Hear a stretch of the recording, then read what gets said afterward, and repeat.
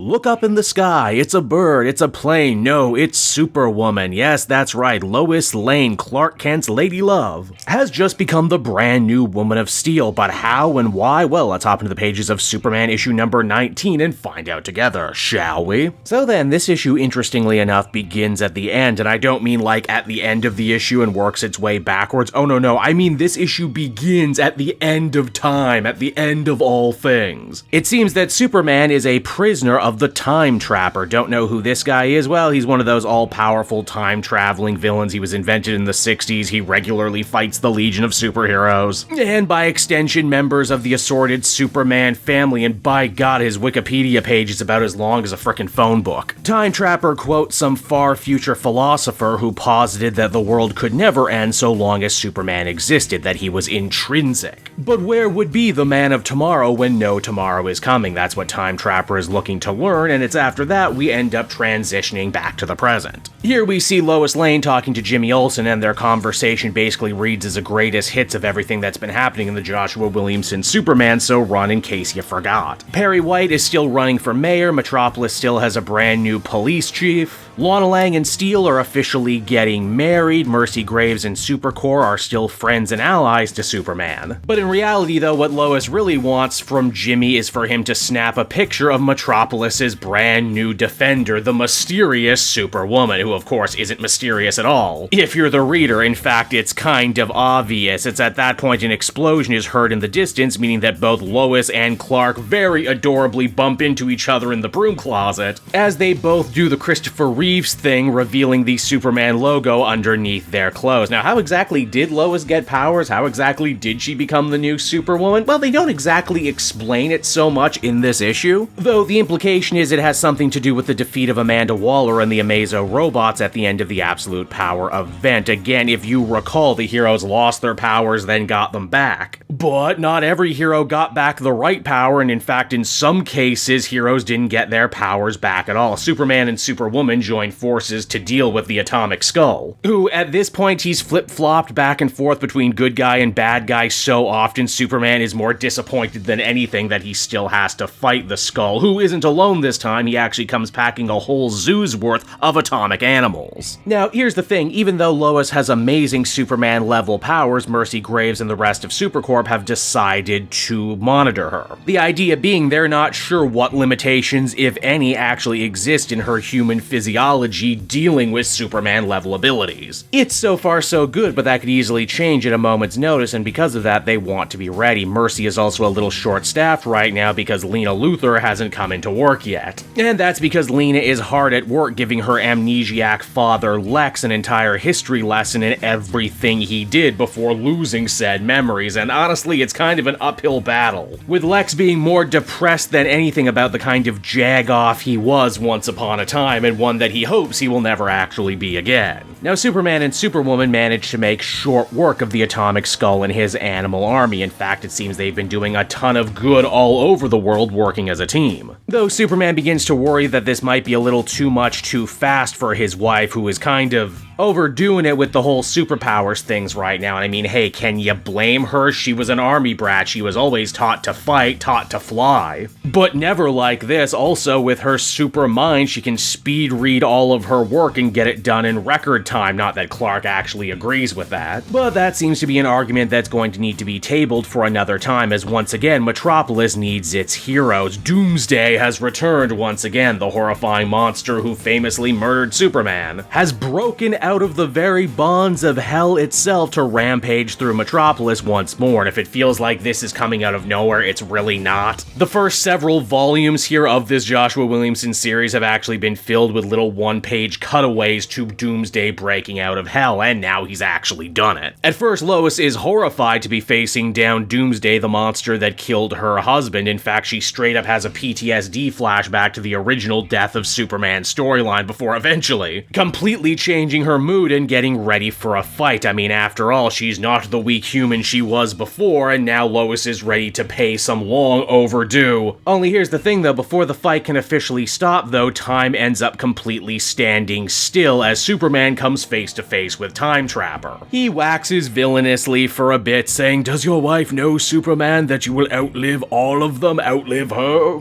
And honestly, the best thing about this exchange is Clark's reaction. Again, he's dealt with Time Trapper before, and he just has this fed up, ugh, this fucking guy again look on his face. It's absolutely beautiful. Now, here's another important thing you need to know when dealing with Time Trapper. Because of his wibbly-wobbly, timey-wimey crossing his own timelines multiple times, until he's basically a walking, talking paradox himself, is that his secret identity has actually changed a couple times over the years. So you can imagine Superman's shock, and by extension the shock of the reader, when Time Trapper takes down his hood to reveal that he is actually a skinnier, much more intelligent Doomsday, who says that today will actually end up being the most important day in history and that Superman doesn't even know it yet. And so that was Superman issue number 19, everybody, and man, this was some really cool stuff. Joshua Williamson basically lays all of his cards down on the table and says, hey, if you love the first half of my Superman run, you're gonna love this too. Look at everything I have planned. We got the mystery of Superwoman, we got the continued growth and evolution of Lex Luthor, and we also have probably the most interesting take on Doomsday I think we've seen in a long time. Even if the big trick to get there was, hey, what if we just make Doomsday a whole new character with whole new motivations, and honestly, I'm fine with that. The character is painfully overused at this point, and if it means that Joshua Williamson can go back to the whole wibbly-wobbly, timey-wimey paradox stuff that he did so well with Reverse Flash in the Flash book, I say let him. Overall, I think I'd feel comfortable giving this one a very positive 8 out of 10, and I can't wait to see where this new arc goes from here. Hey there everyone, it's your pal Cape Joel again, and if you're seeing my face right now, that means you watched to the end of the video, and I'll always be grateful for that. Retention helps in this crazy YouTube game, and so does becoming a patron. If you head on down to the description, you can find a link to my Patreon page. Recently just redid all the tiers, a lot of cool stuff offering up there, exclusive commentaries, exclusive polls, behind the scenes concept art for Capes and Quest, that's the brand new D&D show I've started soon. Never been a better time to become a patron. You can become a patron for as little as $1 a month and help the channel grow and, help me continue to deliver content like what you just saw. So I want to thank you all, and I will see you again next time. Bye-bye.